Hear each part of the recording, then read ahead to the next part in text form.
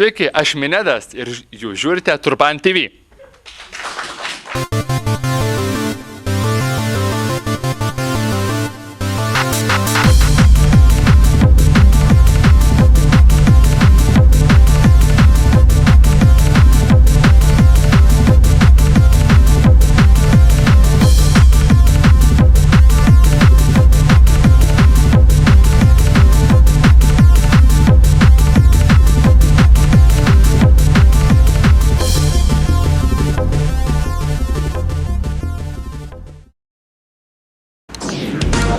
Sveiki, čia Turban TV.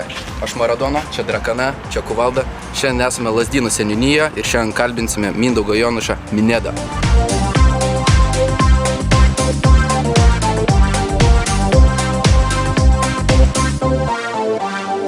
По этапу, с приговором на руках между станцией.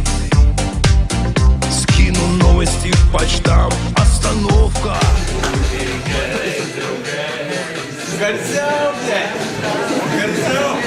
Дело здесь, а душа далеко. Плюну я в полупьяный конвой. Дело здесь. Tokie dalbajobiškai kaip šito? Kaip? Tokie dalbajobiškai bus klausimai kaip šito buvo? Ta prasme, iš tikrųjų čia bus žiūrovų klausimai, mes uždavėm, paprašym, kad užduotų. Ar Minedai dabar jauties laimingas? Ketvirtas knygos pristatymas Lietuvoje, kuriame daugiau mažiau pilna salė. Tai manau, tuo visų pirma reikia džiaugtis. Kada bus kitas tavo koncertas Vilniuje? Kol kas galbūt labiau noriu pailsėti, o kadangi grįžau į sceną, tai ateis eilė didžiuliam sugrįžtuvių koncertui. Dabar čia toks, kaip nėra čia toks kaip klausimas, čia yra toks vas neprašymas. Ar galėtume Minedai perduoti Nemenčinės vaikų namam Kentukas linkėjimus?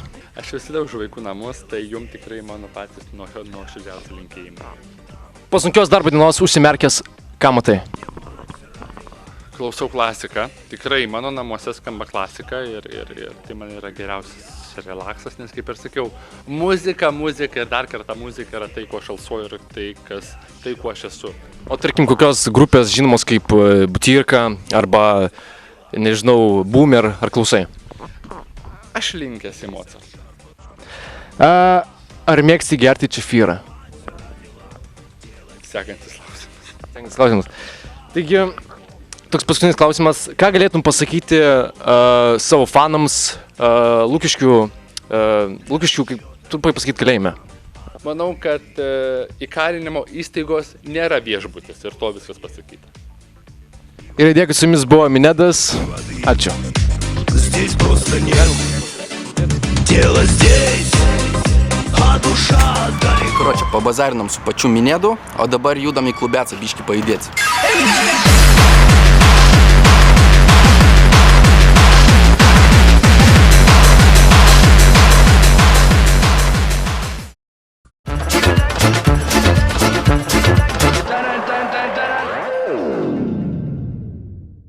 Здорово, кенты, čia Игорь Шишкин. Короче, mano nesantuokinis sūnus Pėca rugsėjo 1 охуенный prisidirbo, blėt. Sudaužė darbų mokytojų įbalniką. Ta proga, aš jam nusprendžiau padovanot mažą dovanėlę. Tu pamatysite, ką tokia aš jam padovanojau. Ачаги, блядь, нулевос нахуй Ford Mustang, блядь. Петя разъебался вагон S2000 нахуй. Напиркамам американишка стандарка, кабишки плюс усугел тевый нахуй, блядь. Когда сунялись важнее с уцелком. Короче, стови, блядь, охуебенос, глухоебас, блядь, и башня по стови музончика, спецы, паляй. Check this out. Короче, čia yra V8 dvižokas, šiandien mes nedarysim test-drive. Šiandieną mes važiuosim po Vilniaus centrą ir parodysim, kaip rimti kentai от души отдыхали на вакаре.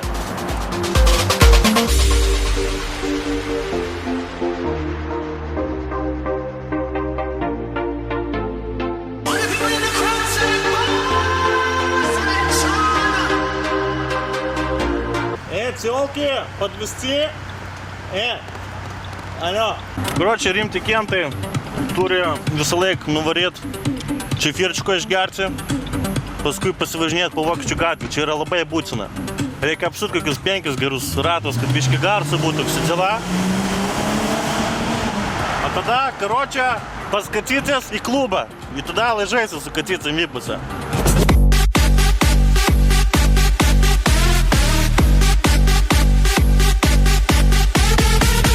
Pietį nupirkau Mustangą, todėl, kad dabar jau pamoina su Eskėm važinėti, blėt. Kiekvienas komersas gali nusipirkti Eskį. A su Mustangu Kabriku ne kiekvienas važinėja. Todėl katytis iškart pamato, kad važiuoja respektabilus bakūras ir visą laiką sės. Į Eskės katytis bijo sėsti, nes pamoina.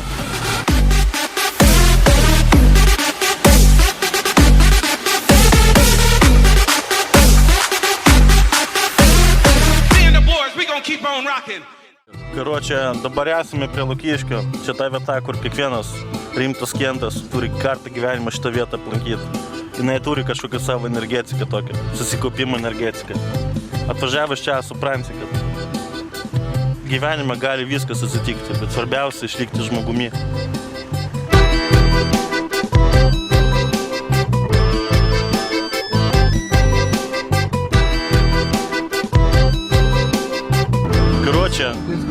Tokiom akimirkam aš susimastau, kad mes dažnai pridarom savo gyvenimo klaidų, bet tos klaidos paskui mums kainuoja prabangą ir turtus. Nebijokite rizikuoti. Vieną kartą atsisėsi, bet uždirbsi. И в душу лезет грусть, по памяти пойдет